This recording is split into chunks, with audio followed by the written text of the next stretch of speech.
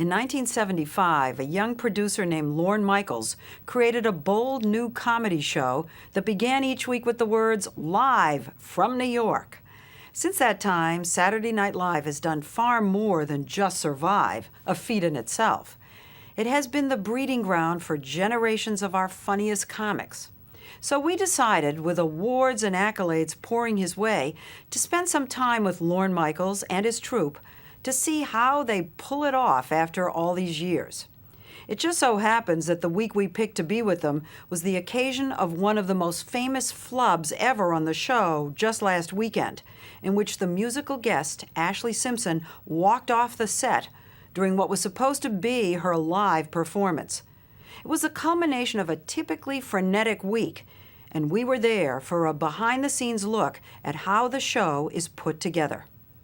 It's Saturday Night Live! Saturday Night Live is doing what it's been doing for nearly 30 years. A cast of a dozen or so comedians spoof what's in, lampoon who's powerful, and just act silly. Monster scene, take one. Here's cast member Will Forte playing a green monster. Stop! When this sketch is over, Forte will have just 3 minutes to morph into the President of the United States. This is the only live entertainment show left on network television. It sounds like another one of those exaggerations. Saturday Night Live is 90 minutes of flying without a net. On a Monday. As they found out last Saturday night, when the musical guest, Ashlee Simpson, walked off the set in the middle of her performance because of a lip-syncing miscue. It stunned everyone, including the man in charge, Lorne Michaels. Has any performer ever walked off the set like that? No. The reason there haven't been more mess-ups like this is because of Lorne's rule. No ad-libs. Everything is written down on cue cards and rehearsed. The show, when you see it, has the feel of ad-lib. It just has that feel to it. And yet I read that you lock it in. It's totally nailed down. Yeah. Wow. But Because it doesn't look that way. Because really. because there's a raggedness that comes from just doing a show that quickly. I mean, you're going from blank page to on the air in 6 days. We were there last week when the process started on Monday afternoon in Lorne's office. The writers and performers meet the guest host. Jude Law is there. In this case, actor Jude Law for the first time. He has more say about what'll be in the show than we imagined.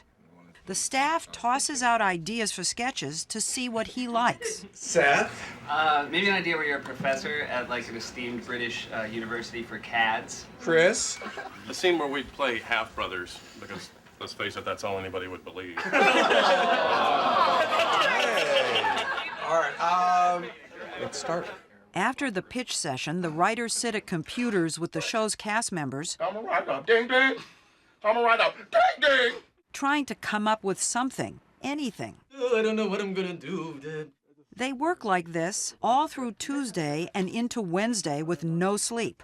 Michaels is in his office pulling his own all-nighter, meeting with whoever needs his help.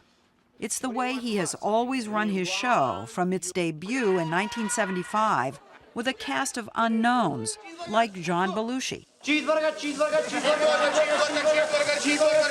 and Dan Aykroyd. Jane, you ignorant slut. These comedians became the voice of their generation. We are two wild and crazy guys. I wonder if you think you were an expression of the times or if you created some of the time. Definitely an expression of the times. Really? We were yes. in a rebellious time. It was Well, civil we were rights. yes, and we were questioning authority. Spear chucker. White trash. Jungle bunny. Hunky. Spade. Hunky hunky. Did you think you were being brave then? Because it was dangerous, the kind of stuff you were putting on national Yeah, I don't know that we thought it was. I don't think we thought it. Brave isn't. You're just sort of hoping that it works. You were hoping that it connects with the audience. And But we you were knew sort of, you were pushing us. You Yes, knew yes, knew that we yes. were gasping. Our top story tonight. Our top story tonight. When we did News for the Hard of Hearing, in the 70s, people would laugh at that because it was silly. Good night and have a pleasant tomorrow. We didn't think of it as mean-spirited. And you're saying you couldn't do that today? Definitely couldn't do that today because it's a disability. But listen to what they do. Here's Finesse Mitchell. I think it's time that our own government realize some women need serious help naming their babies here in this country, especially young black women. I'm speaking up for all the LaQuays and Calamaris of the world, okay? Lorne Michaels says the secret of the show is that the humor and the cast have changed with the times, from the Bill Murray and Gilda Radner era. What is that bewitching scent you're wearing? Vicks Vapor Rub. To Chris Farley.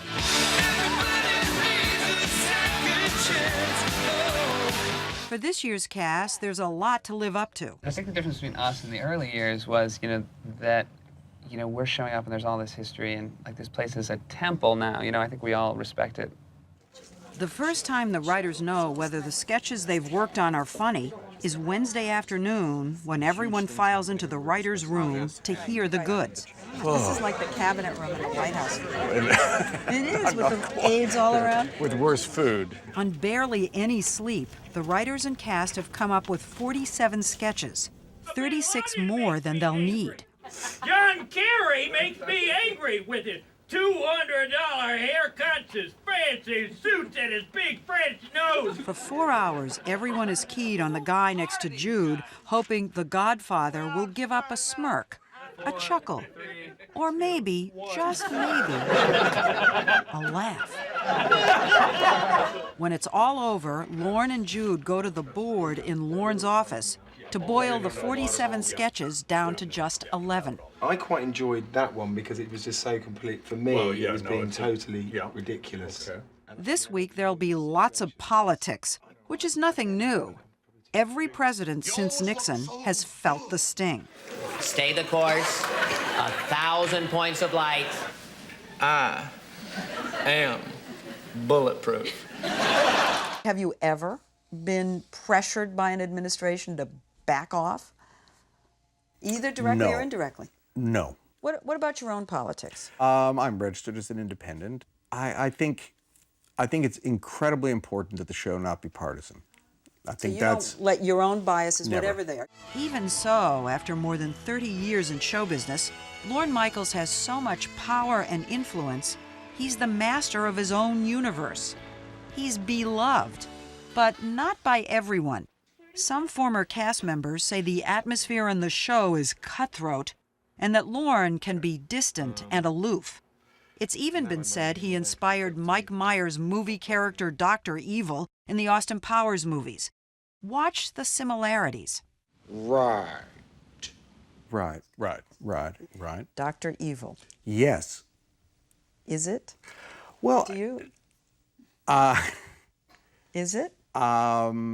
I don't think it is literally, no. To be fair, you've also been called kind, generous, loyal, cute. Now, are any of those going to make it to air? I just said it. Yeah, okay. The one issue that riles Lorne Michaels is drugs because of the overdose death of John Belushi after he'd left the show. It's been said that Michaels turned a blind eye to drug use at the show in the early years, but he denies an accusation that he fueled Belushi's cocaine habit. I never gave him drugs. Somebody said I gave him drugs. So it's not true? No, it's not true. Well, then let's get that denied okay, right all right, now. Okay. In the early 90s, when Chris Farley came along, Michaels sent him to rehab. But 2 years after he left the show, Farley died of an overdose at 33. Now Lorne, at 59, is concerned with projecting a cleaner image. His friends say because he's now the father of 3 young children. This is the cue card. Oh, different colors for different people? For everybody has their own color. Oh. Preparing for the show on Thursday and Friday, Lorne oversees the nuts and bolts. Costumes are made. Sets are built. This is Friday. This is Friday. Friday night. This is Friday night. It's almost 7 o'clock Friday night. Yes, right. And you're pretty loose for Friday night. Yeah, well, I mean, it's not my first show. He's even calm on Saturday, 3 hours before air. There's a full rehearsal they call dress in front of a live audience. And Lorne, in a tiny alcove under the bleachers, is still fine-tuning. These bananas are so hard to eat. He dictates changes depending on how hard and if the audience laughs. Kerry then tried to win over Cuban voters in Florida by shooting Fidel Castro.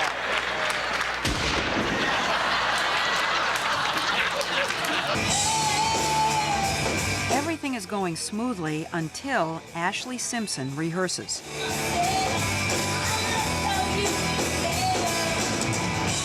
When she finishes, she rushes out and darts past us in tears, upset about her voice. Tell me what's happening. Ashlee Simpson is worried about her voice. They're worried about her losing her voice, and so they weren't sure whether she should sing at dress and try and save it for the air show. With just over an hour to air, the show is still too fat by 30 minutes. Lorne and Jude meet to make the cuts, and then the writers and performers read the board to see if their sketches are in or out. It can be devastating. That's a hard lesson to learn, because in the beginning you're like, what the hell? I called my parents, my grandma's watching, I'm not even going to be on the show. Ladies and gentlemen, Jude Law! It's showtime, and Lorne is on the set looking like a father at his kid's recital. Everything is going well until Ashlee Simpson starts her second song. Watch what happens. On a Monday, I am waiting. Tuesday. Because her voice was hoarse, Ashlee had decided to lip sync a tape recording of her song. But when the wrong song came up, she did an awkward little dance. She looked confused, not sure what to do. Then, flustered, she walked off the set. Everyone on the show was stunned, including Lorne Michaels, who told us he didn't know she was planning to lip sync. No one ever said the words to you, No. Can we lip sync? Oh, absolutely not. Has any performer, to your knowledge, ever lip synced on Saturday Night Live? I think the only time is during dance breaks, where if it was all about dance, and that's a relatively recent phenomenon. You've taken some hits yourself this week. Yeah, but I mean, I don't have any big welts or bruises. I mean, it's life goes on, and the great part about Saturday Night Live is there's always next week. What can I say? Live TV. Exactly. I feel so bad my band started playing the wrong song. The bungle obscured a funny show. Lots of politics, lots of poking fun at the powerful. When the show is bright and funny, it's a great feeling, and I think it's a force for good. I'm Why proud is it of that important? one. Comedy is very powerful, and there's no protection against it. Comedy is a thing that comes from an openness and a freedom. You're right. It really is an expression of our freedom, isn't it? Totally. And our system. Yes. Because you can make fun of the president. And get paid for it.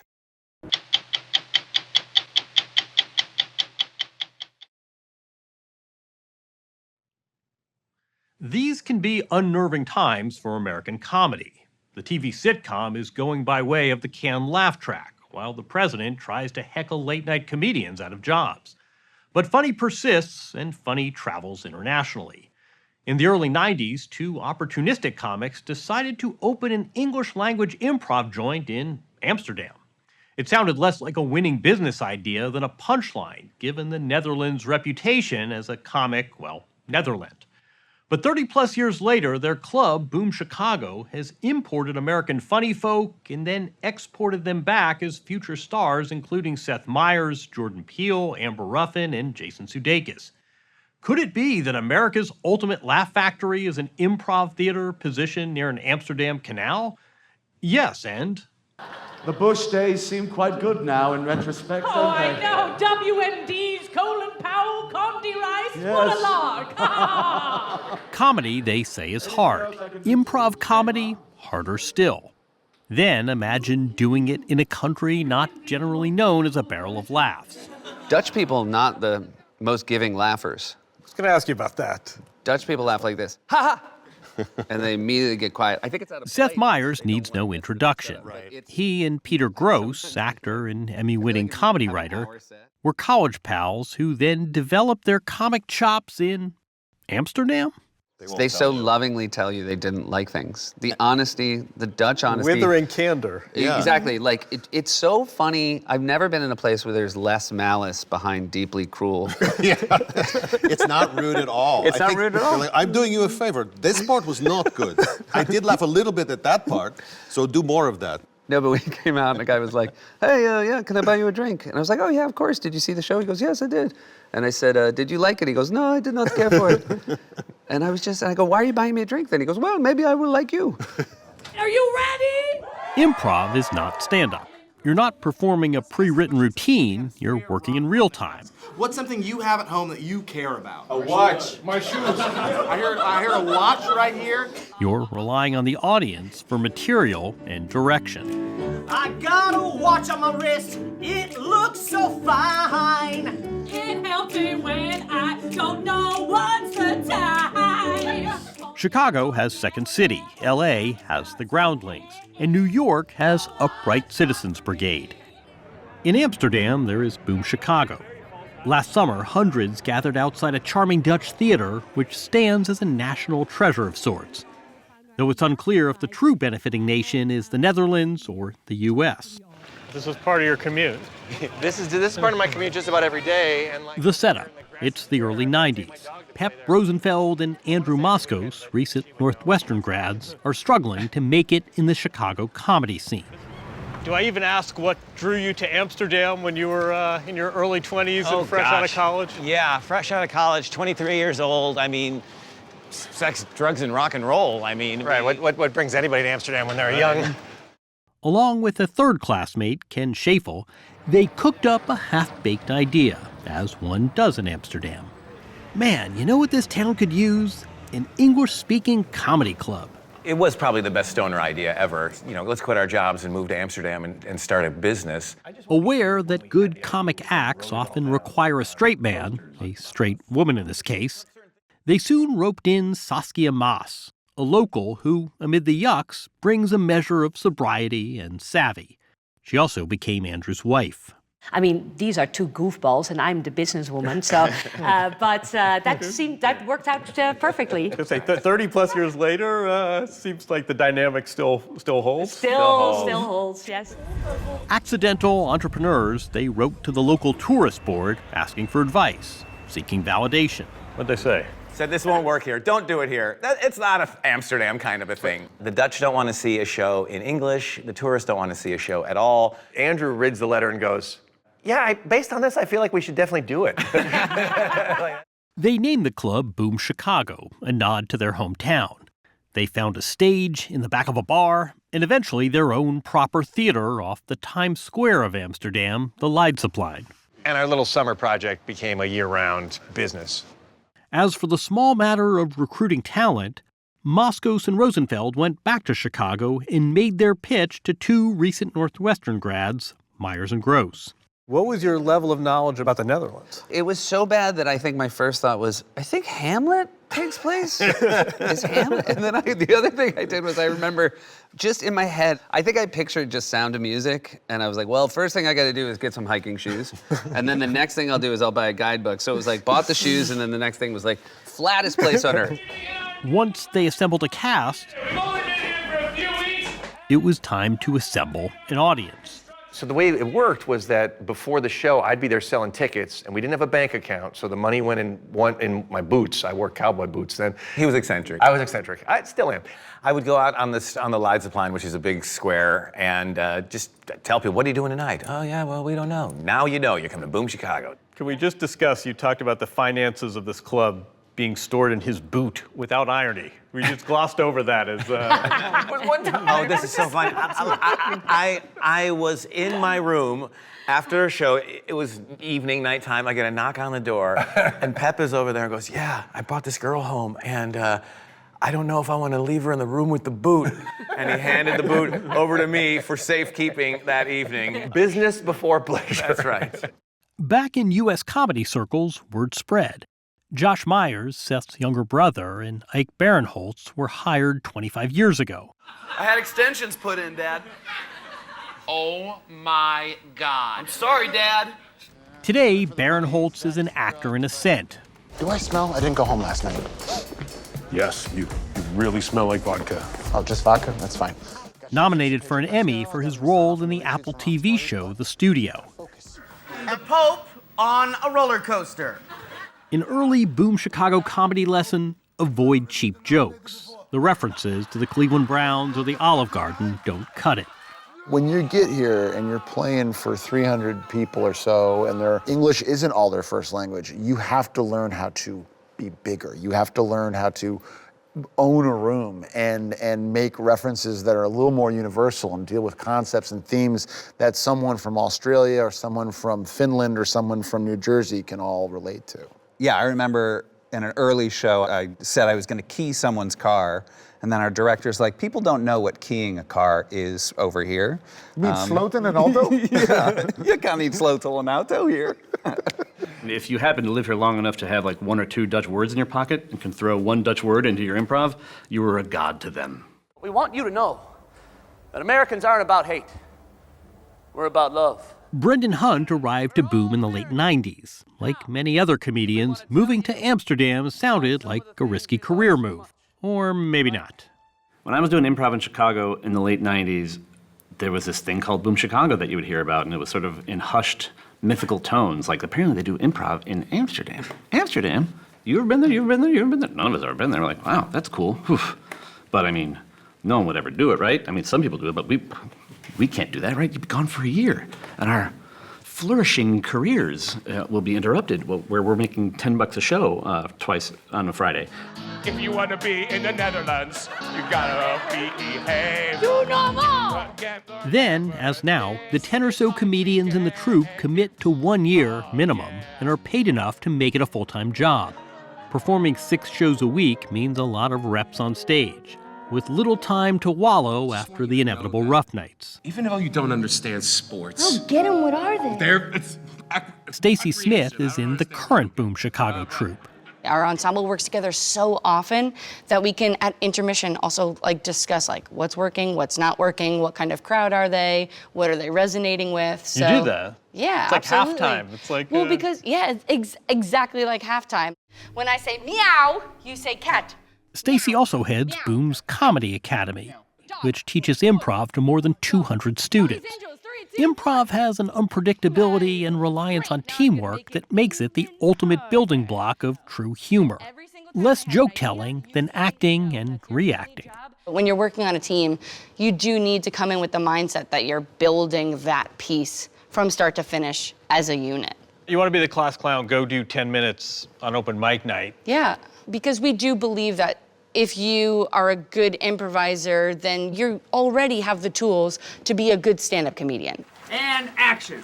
To wit, Seth Meyers. In 2000, a touring show he developed with Boom caught the eye of Saturday Night Live. He was offered a writing job. It was like a baseball player getting called up to the big leagues. Chris? No? It was also a Boom Chicago moment of arrival. It was really special to know it was the sort of thing that made people want to see more of you. That was a great source of success, right? Totally. And you can draw a direct line to Boom 100%, Chicago. 100% direct line. So too for Brendan Hunt. At Boom, he became obsessed with European soccer. He and 2 other Boom cast members, Jason Sudeikis and Joe Kelly, began to develop a partnership. Going out to the pitch, the grass here, to watch practice. Training. They call practice training. Oh, it's vernacular. It won't be tough. You know what? I'm going to get it, though, because training makes perfect. There you go. You don't need wise Coach Beard to tell you where this story is going. Does Ted Lasso happen but for Boom Chicago? No, I don't think Ted Lasso does happen without Boom Chicago. It opened us up to the view of Americans abroad and viewing yourself outside of your own home. You know, one of the rules of Boom Chicago was, because we'd make fun of all countries, basically, but the rule was we make fun of ourselves first, we earn it, and then we go out. So it turns out Key met Peel at Boom Chicago. The Boom Chicago footprint goes well beyond the 5 days of shows each week. Our opening speaker is a veritable superhero of management thinking. In fact, one of Boom's biggest sources of revenue has long been global corporate events that braid banter with business. You've got 2 cats. With annual earnings measured in the millions, no longer kept in a boot, The business formed in the 90s in a haze, well, Booms. In June, Boom Chicago held an alumni reunion. From the back, may we please have the suggestion of another object? A can opener. A can opener. Sex with me is like a can opener. You're better off with the electric version. Former cast members came back. Sorry, I kind of forgot your name again. What was it? Joie. Oh, joie, like joie de vivre. Not just to reminisce, but to perform. I'm so grateful for Jeff Bezos. Yeah, me too. I think it's cool that he's sending people up in space to work out their problems. And, of course, rib each other on stage. I don't think you guys look alike. Okay. Okay. I don't. All right, you're the one. Yeah. I think you look like a Jewish orthodontist in upstate New York, and you look like you were born on a fjord. Which of those two is handsomer? Both handsome. One of you just might be more prone to stomach trouble. All those laughs from such an unlikely windup. We've heard people say you carry something from this place with you when you leave, no matter what. Yes. Yeah. Just don't put it in your suitcase. Just fly home without it.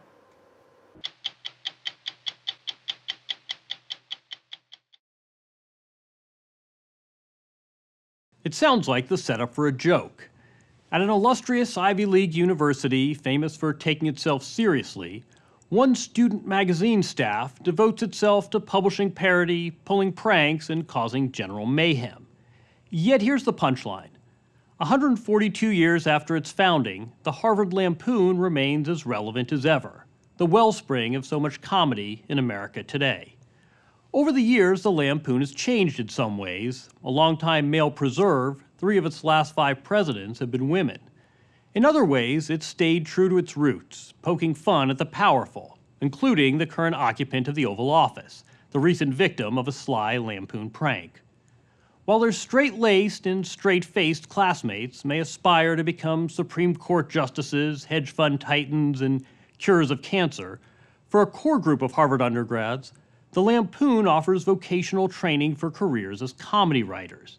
We got a rare glimpse inside the place this winter and caught up with some of the Lampoon's cast of characters, past and present. A winter night in Cambridge, Massachusetts. As the temperature drops, a line of undergraduates forms outside the castle at 44 Bow Street. This is the headquarters of the Harvard Lampoon, part comedy magazine, part secret society. And these students want in. Akin to rushing a fraternity, the pledges are called compers for the competencies they'll have to demonstrate before landing a spot on the magazine staff and literally scoring keys to the castle. Come on, compers, right up. The first test, can they make their upperclassmen judges laugh? Make room for the cameraman, please. Our cameras were invited into the castle library to watch upperclassmen put compers on the spot. And right off the bat, Lampoon staffers seized the opportunity to poke fun at us, too. Using a fake microphone, they subjected compers to spoof TV news interviews. Action. So, in the 4th grade... Prodding them to tell their best stories and playfully reminding them of our presence. 30 minutes, I had a bottle of whipped cream with me. Wait, 30 minutes or 60 minutes? It's a good... But the real criteria for admission here, applicants must be funny on paper. They submit 6 pieces of humor writing to be critiqued by Lampoon members, including Liana Spiro, the current Lampoon president. It's a whole semester of writing comedy and then having other people earnestly read it and spend a lot of time, telling you what they think about it. I believe in it strongly. I think people are funnier by the end. But only the funniest survive. Out of about 100 pledges last semester, 6 compers made the cut. The semester before that, only 3. The initiated will see their name on the masthead of the Harvard Lampoon, an eclectic periodical full of original illustrations and niche advertising. One recent issue on the theme Just Friends, those 2 words no college kid ever wants to hear, includes a dialogue piece on chance encounters, a comic about phone etiquette, and, in a typical random beat, an ode to TV meteorologists. The Lampoon is published 5 times a year, with a circulation barely extending beyond Harvard's gates. Members are under no illusions about the magazine's impact. There's a sense here that we are writing the magazine for ourselves and that no one is reading it. And that, I think, actually is one of the most beautiful things about the Lampoon, that we feel like no one is watching and we can just dance however we want. You're doing this for yourself, not the kid across the hall or the kid at the dining hall. Yeah, we could print, 5 copies of the magazine and it would still be worthwhile, and I think everyone would still be here just as much, trying to be just as funny. Officially, members major in everything at Harvard from math to poetry, but the Lampoon is their real area of concentration. Take Alice Jew, philosophy student and former Lampoon president. What percent of your time here at Harvard is devoted to Lampoon versus regular schoolwork? Like 99% Lampoon, and then 1% sleep, I guess, and then 0% regular schoolwork. I'm sure your parents are pleased to hear that. Yeah, I mean, they've already given up. So I have a younger sister who will be doing all the right things while I do this. Most aspire to a career in comedy, and the Lampoon serves as their first writer's room. Just as iron sharpens iron, you might say that here, irony sharpens irony. The Lampoon has a rich history of deploying that irony in special edition parodies of other publications. Name a popular magazine and be assured it's been the victim of a Lampoon send-up. This parody of Cosmo, complete with Henry Kissinger's centerfold, endures as a classic in the genre.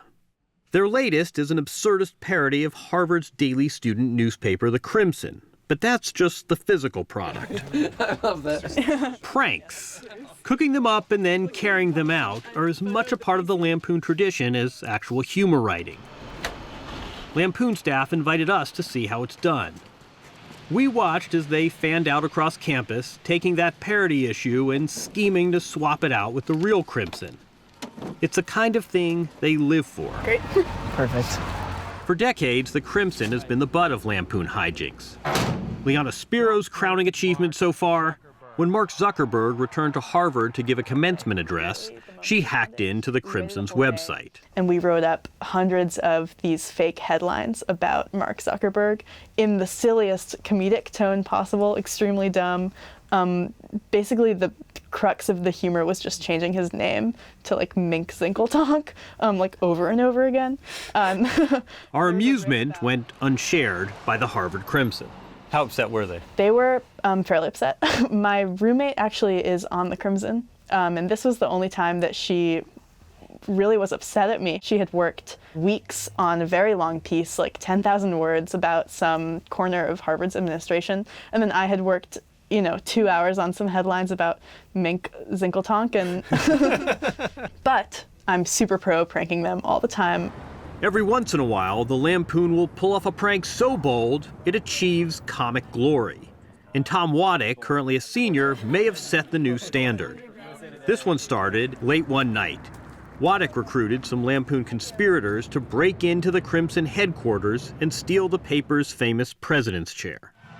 It was the summer of 2015, and Donald Trump had just announced he was going to run for president.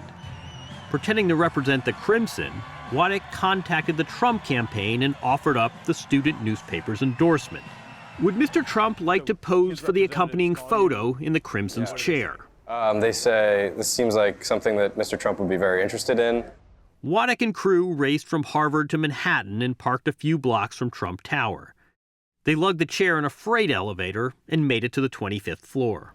By the way, the chair's about 150, 200 pounds, so it takes 2 or 3 people to carry it anywhere. With an eye on the chair, Trump welcomed students he believed to be Crimson editors. It was very nice. He had his hair fixed. While you were there? While we were there, they had sort of hairspray and combed it over and stuff, and he said, "People don't think my hair is real, but you can all testify this is very real." Once the cosmetics were complete, it was time to capture the moment. So he said, "Everyone do the thumbs up." So we're all doing his sort of signature thumbs up around him, and I was just like, "We got it." Not quite. A few days later, as he was preparing to publish the endorsement, Waddick received a call from Trump's personal lawyer, Michael Cohen. The Trump campaign realized they'd been had. He says, "I'm going to come up to Harvard. You're all going to get expelled. If this photo gets out, you'll be out of that school faster than you know it. I can be up there tomorrow." What's that like? It was terrifying. He asked me to send my Harvard ID so we could have my identity, my information. Did you send it? And I sent it right away. I was so afraid that if I didn't, he might actually be crazy enough to fly up here. And the Trump campaign never did follow up. The Crimson, good sports that they are, published the story of the prank later that summer, complete with photo. And with that, Tom Waddick and company gained a measure of Lampoon immortality, which is saying something given the alumni rolls. Early generations count everyone from William Randolph Hearst to George Plimpton to John Updike. What the hell is wrong with you people? The modern era produced Conan O'Brien and Colin Jost, currently co-anchor of Weekend Update for Saturday Night Live. Good evening. Hi. But most Lampoon stars are not stars at all. David Mandel, class of '92, has written for shows from SNL to Seinfeld. He's currently the showrunner for HBO's Veep. Veep! Emmy winner for Outstanding Comedy Series, 3 years running. This is for chubby Jews from the Upper West Side. What made you want to join the Lampoon? The building. You can't help but notice it. You see a lot of other organizations, you go to a lot of other meetings, and there's this one place that happens to have a castle, and it definitely hits you. It's hard to overstate the importance of the castle. Built in 1909 in a style described as mock Flemish, whatever that means, the exterior almost winks at you, foreshadowing farce. And inside, the Great Hall, site of Lampoon parties so legendary, movies have been made about them. In real life, the Great Hall, along with most of the castle, is strictly off limits to non-members. Our cameras weren't permitted anywhere but the library, no matter how many times we asked. We did, however, track down the unofficial godfather of the place. Jim Downey, class of '74, cuts a mythical figure within Harvard Lampoon circles. The centerfold. The guy responsible for that Kissinger centerfold fondly recalls his late nights at the castle. We thought it was the funniest thing on earth to pointlessly put the word frankly into any answer to a question. So it could be like, what bus goes up 10th Avenue? Frankly, the M11. Or what planet has the most eccentric orbit? Frankly, Mercury. Just the same thing. You're laughing. Downey made a career of mining humor from the mundane. Frankly, he's also written some of the most enduring political satire of the last 40 years. To sum up in a single word, the best argument for his candidacy. Governor Bush? Strategery. For decades, Downey's sketches cold opened Saturday Night Live. Yet ask Jim Downey about his most memorable moment in comedy, and he harkens back to January of 1974, when he and the Lampoon invited John Wayne to campus, and it became news. The Lampoon challenged conservative Wayne to come to Harvard. Wayne not only accepted, he rode through town on a tank that Downey and accomplices had borrowed from a nearby military installation. You still recall the party that night? It's traditional for people to get up and dance on the table, and Wayne was right up there with didn't have to be coaxed. Downey's most lasting contribution, he opened an employment pipeline, hiring and referring countless Lampoon alumni who now fill writers' rooms at shows from Curb Your Enthusiasm to Silicon Valley. Al Jean, class of '81, came through the Downey pipeline and now runs The Simpsons, the longest-running comedy in television history. Half his writing staff is former Lampoon. So it is that more than a few subversive references to their alma mater make their way into Simpsons episodes. I'm in. I bet I'll get a little respect once I get that Harvard diploma. I'll be honest, I read scripts to hire people, and I'll read a script and I'll go, oh, that's great. And then I'll look at the background of the person and I'll go, oh no, Lampoon. I didn't want to hire another Why oh Lampoon. no? Well, because I want the show to be much more diverse. You're not actively seeking out Lampoon alumni? Never actively. We found a motley crew when we visited the castle last May. But the Lampoon pipeline to TV writers' rooms has been called a mafia, one that favors Lampoon alumni to the exclusion of more diverse voices. When alumni come back, they're almost all men. Sometimes they all feel like clones of each other. It's like white men of varying ages who are into comedy, and you just feel like none of these people look like me. What do we do about that? I think just like saying to the world that we have noticed that we're not diverse and that we aren't happy with that and want to change could do a lot. Back in Hollywood, David Mandel is watching and reading this current generation. He has two pieces of sage advice. Make me laugh. That's all I care about. Make me laugh. Is it funny? And then just kind of hoping that the undergrads don't burn the place down. You're carrying the torch now. Your job is not to burn down this place. Yes. Can you handle that challenge? Well, the fire alarm has gone off 4 times in the last year, so that would indicate perhaps no. But the Lampoon is still standing, so we'll see.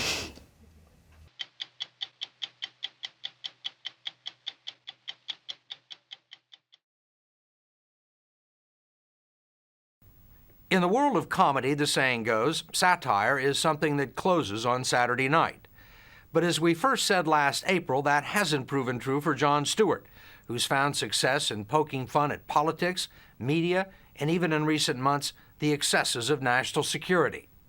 His satirical coverage of the 2000 election earned him a prestigious Peabody Award. Since then, he and his staff have also picked up an Emmy Award for their writing. Stewart's daily show on Comedy Central Cable is not coincidentally in direct competition with the 11 o'clock news in most of the country, and its sharp, edgy humor is stealing an audience. From Comedy Central's World News headquarters in New York, the most important television program ever. It is television news's evil, demented twin, so full of itself it almost looks real. At a time when more and more news broadcasts are produced as entertainment, Jon Stewart anchors an entertainment show disguised as news. Bill Clinton's new Manhattan office to cost taxpayers millions.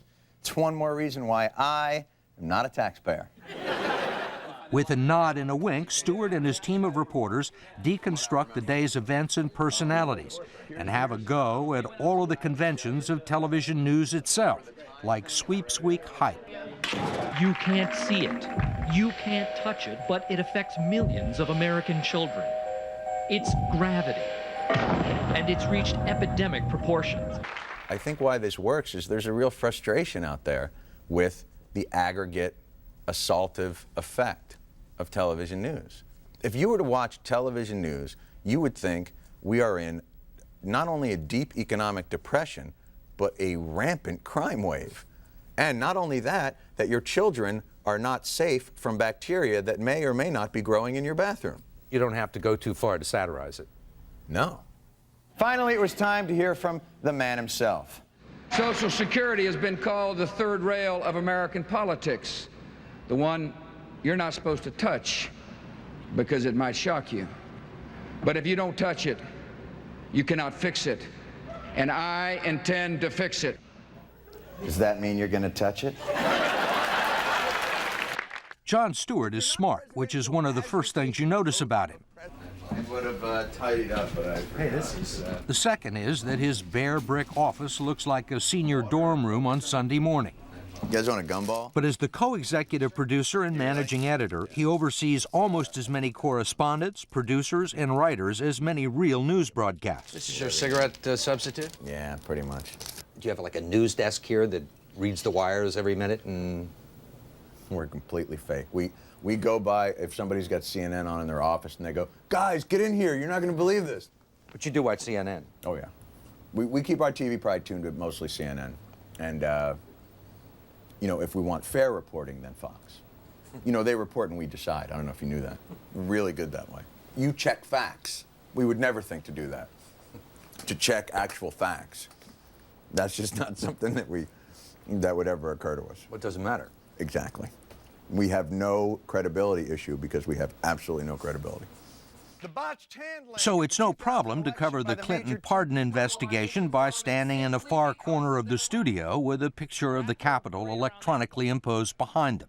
This is a bombshell. Some here in Washington believe the presidential pardon of Mr. Rich was granted in part because of all the money donated to the Clintons by Mrs. Rich. Steve, that happens all the time in Washington. That's how it runs. It does? Well, why doesn't anybody do anything about it? It was last summer when they were dispatched to the political conventions that Stewart and his crew moved from cult pleasure to cable hit. The Daily Show and a political convention seemed to be made for each other. We're a fake news organization covering a fake news event. Did you go to the conventions? No. Rightfully so. Because it's their promotional ad for the party. We, as a fake news organization, should have been the only ones there. But there were like 15,000 of you guys just walking around. Ah, you believe these guys? It's a whole big song and dance. Well, then leave. We think it's goofy. We're staying. Big catch. Senator Lieberman. I'm sorry. I thought you were somebody else. Have you had a chance to go to Disney World? Actually, I didn't make it on this. Did you have a chance to go to Universal Studios? No, I missed those fundraisers. Have you had a chance to lie to Congress? How are Democrats going to improve our public school system in the United States? With busier families, more single-parent families, the great need is to revolutionize public schools so they help families with their most important responsibility, which is raising their children. No, seriously. That's why we're for preschool, after school. That's why we're for more computers in There's schools. Barbara Streisand. I gotta go. Thank you. Excuse me, Senator Lieberman. Yes. By the end of the second convention, not only did everyone know who they were playing along. Well, why'd you come to the convention? I mean, I come for two reasons. I come for the food, I come to wear makeup. William Bennett asked me for my autograph for his kid. You've seen the show. If you were William Bennett, would you even talk to me? Ladies and gentlemen, The Daily Show. Stewart's correspondents are all experienced comedy veterans. Vance DeGeneres wrote TV sitcoms. Stephen Colbert started with Second City TV. Mo Rocca once wrote news for a PBS children's show. And Stephen Carell and Nancy Walls, who are married to each other, have both worked on Saturday Night Live. The correspondents on the show are very good. Unbelievable. I mean, the one thing that I realized early on is if this show's funny, through and through, I win. Whether I have anything to do with it or not, I'll win.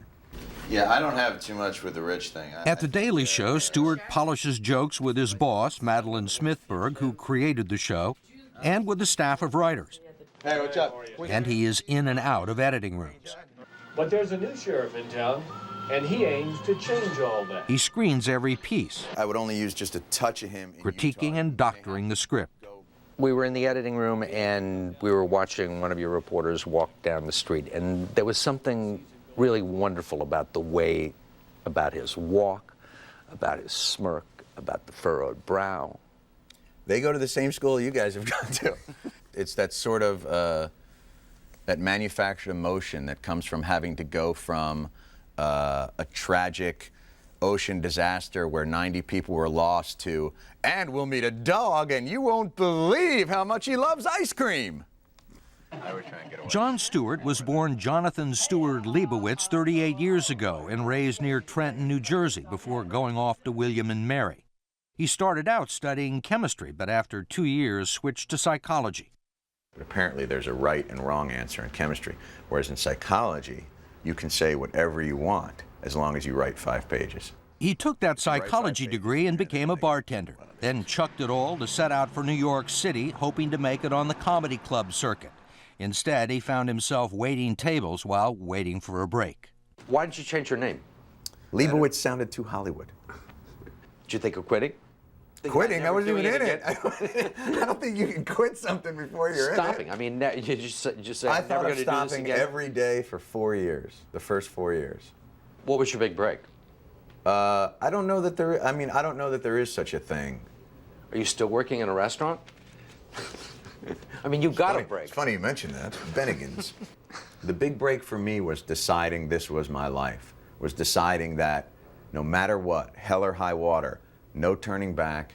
I'm going to do this and get as good at it as I can get.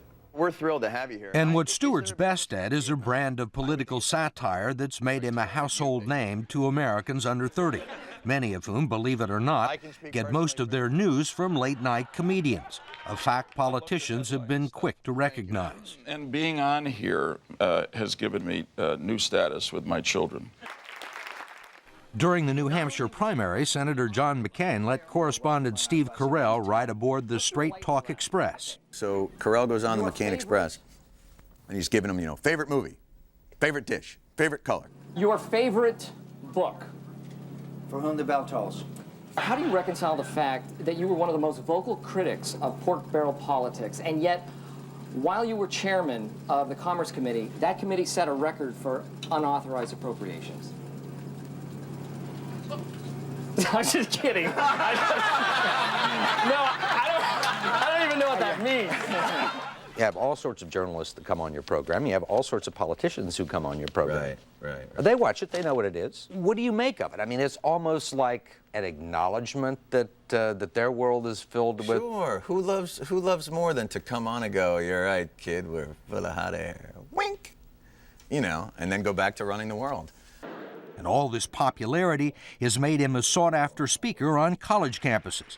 At Northwestern, the Hillel Society paid him 5 figures for his take on Jewish culture. I never understood why Jews and blacks don't get along. We've just expressed our sufferings differently as people. Blacks developed the blues. Jews complained, we just never thought of putting it to music. It's very simple. Stewart seems to save his sharpest barbs for the news business itself, which he believes is becoming more and more a promotional tool for its corporate owners. And here's the amazing coincidence. And he took due notice when ABC's owner, Disney, invested in an internet company, and then its sock puppet spokesman serenaded Diane Sawyer on Good Morning America. Diane, you're 3 times the lady, and I love you. At that moment, Ms. Sawyer teared up.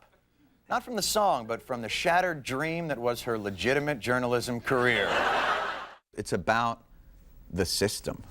It's not about the people who populate it. Does that make sense? But what is it about the system?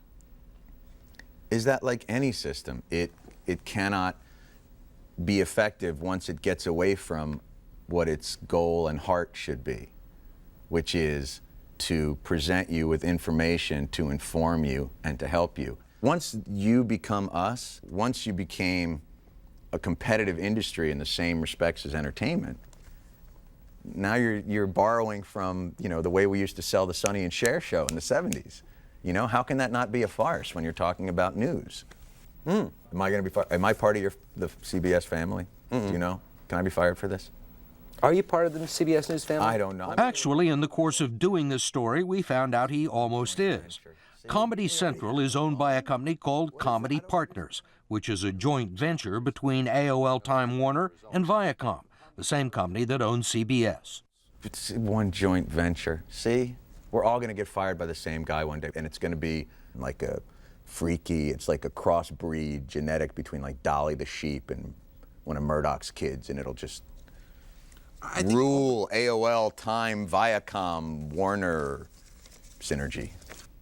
With the elections over and a new president in office, where is the next big story? The same place as the last one, New Hampshire, where they're already projecting the 2004 voting trends. After all, the next primary and punchline is only 3.5 years away.